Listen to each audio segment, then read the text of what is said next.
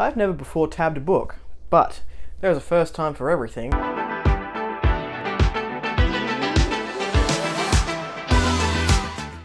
Hello everyone, welcome back to A Fictional Escapist. My name is Chris and today's video is the Fangs of War book review. This is a debut novel by young E.J. Doble as they venture out into the world of epic fantasy. This book is dark and we have a world full of terrifying godlike creatures which just give you shivers. So if you like that sort of thing, you're going to really enjoy this book. One of my favourite lines from this book is, "Revek stumbled backwards and fell to the floor, the air suddenly thin and bubbling at his throat. The figure remained entirely still, looming over him, the piercing whites of its eyes burrowing into his skull, breaching his thoughts like a hammer. It took a step forward. There is no God here." Creepy, right? And this book was full of those little moments which just make you go, I don't know if I like that.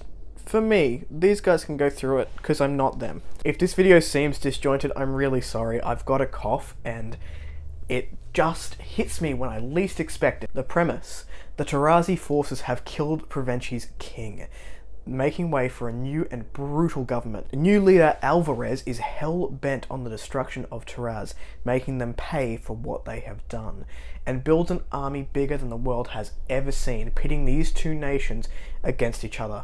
The Tarazi nation filled with the foul creatures and population of a feral enemy land. We then have Kavara. She's been betrayed by her people and left for dead, stranded on an island after they find said king, far from home. She's then rescued by a stranger and taken to a much brighter land where she is deemed an outcast and suddenly on the run.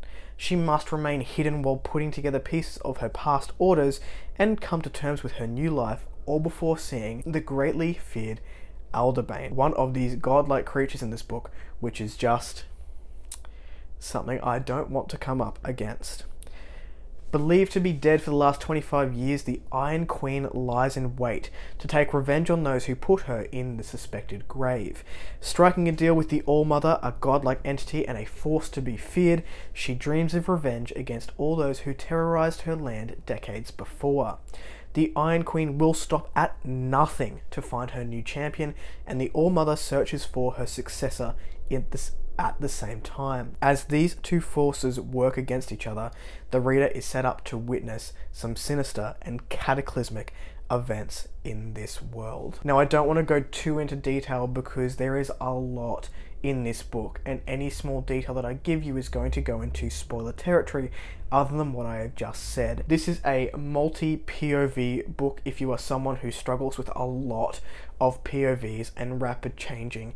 It may be something that you will struggle with. Another thing I will say about this book before I get into some more broken down thoughts is that it is very, very dense, but beautifully written. Each time I picked it up, it would take a little while for my brain to get used to the language that we had. Unfortunately, this sort of happened each time that I picked it up, but once I was used to the writing style and I was used to the way that the words were presented, it became addictive and I just needed more. Once I'd hit that spot in reading, I did not want to put it down, and as soon as I put it down, I'd pick it back up again.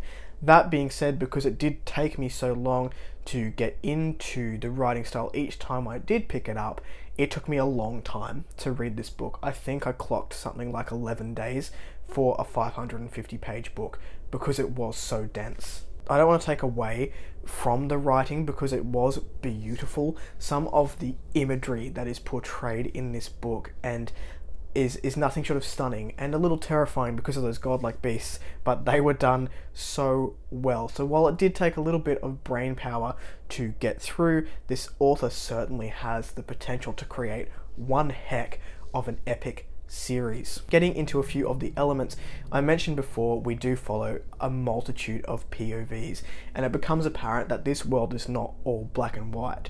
Each side of the brutal forces of the Tarazi and the Provenci that we are introduced to are being fed information about the other, which fuels this feud, which seems to have been growing over the last 25 years since the Iron Queen was put to rest. Because of it being quite morally grey, the reader is then invited to reflect on some of the more humane choices that we would have to make in a similar situation, whether or not it is right to just kill without question because of the information that we have been fed, or whether we should perhaps look deeper into the reasons that we're being fed that information and why we're choosing to carry out those orders.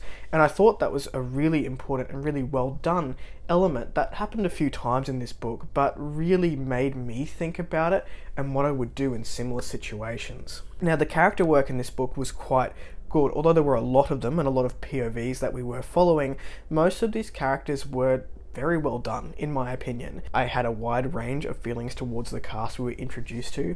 I think Doble has done a really good job at writing some male characters that don't necessarily follow the macho nonsense that we often see in a fantasy novel, particularly in an epic fantasy novel. Although it's fantasy, so there certainly is some of that. The bravado and the brutality of men does come to the forefront within other characters, but there were two male characters in this book in particular which felt like a breath of fresh air to read about and to witness their journeys. I can't tell you how nice it was to have these characters thinking differently to what I'm used to reading.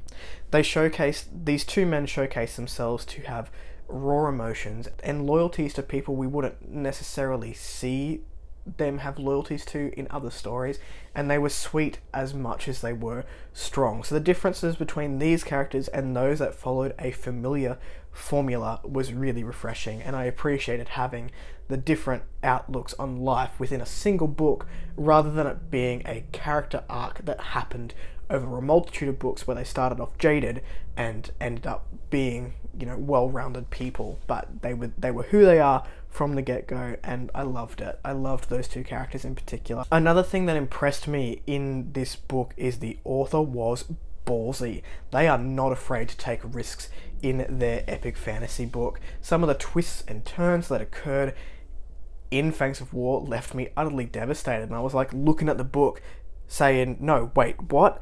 And then I would have to go back and question how that would affect the different characters and their plot lines as we moved through the story. The author has done a very good job of making me care for certain people, only to shock me later, as well as pulling me into some of the more morally grey plot points and have me question where my own morals fit in. Now, I did mention that the book was dense. The prose is very heavy and can be convoluted at times, making it a little bit hard to get through in certain sections, but the wording and imagery of these bulkier sections is mesmerizing. If you let yourself sit with it and visualize the descriptions, the prose isn't purple, it isn't flowery, but it does invoke strong imagery, particularly if you are a visual reader. But I do understand that those sections may be off-putting to some readers, so I would recommend that if you get to a part where you are struggling to read Fangs of War, step back from it, let yourself sit with it to get accustomed with the writing style, because there is something truly beautiful here in these pages. I had a decent time with this book.